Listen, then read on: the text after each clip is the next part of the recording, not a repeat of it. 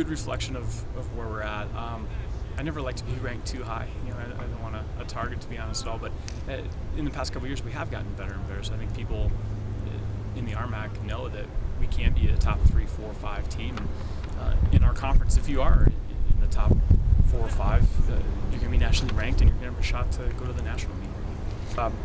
Biggest returner there is Tess Skoy, and she's been through some ups and downs the last couple of years. She had to redshirt her first year due to some nagging injuries, minor injuries, but enough that kept her from running. And last year had a couple non-running related injuries that really held her back until the national meet. So I anticipate her, as long as she stays healthy, to do better than people think. And we have a transfer, Amanda Jareb, who I think can run right with her and be a top 10 to 15 runner in the conference.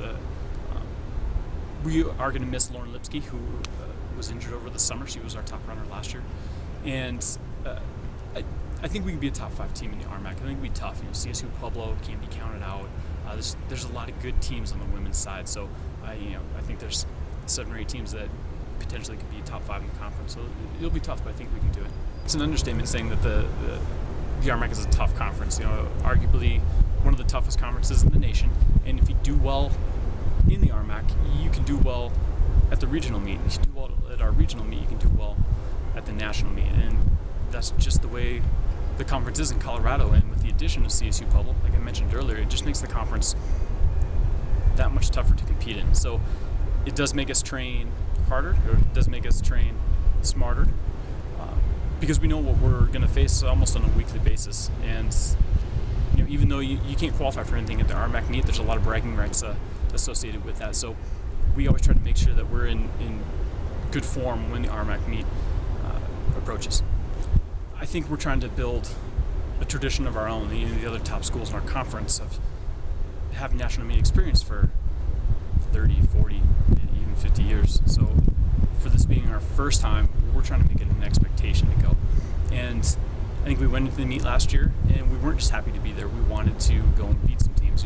We finished higher than we were ranked, and that was the goal going in. But all the other schools in the RMAC are looking to do the same thing. And now they're looking, hey, we have to contend with CMU now. They're going to be up there, so we need to beat them. So I don't think we're going to be a dark horse anymore when it comes to conference and when it comes to regionals. So I assume we'll be ranked based off our finish last year, but the rankings won't mean much till it comes down to the regional meet.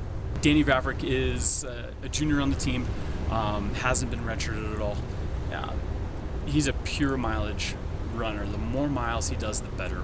We don't taper him much for any of the meets, because when he does less, he doesn't run as well, and he doesn't feel as good. He feels better when he does a lot of mileage. So his freshman year, I think he was in the top 50 at the regional meet, and last year he was, I believe, in the top 15, because he would have gone as an individual if our team hadn't qualified.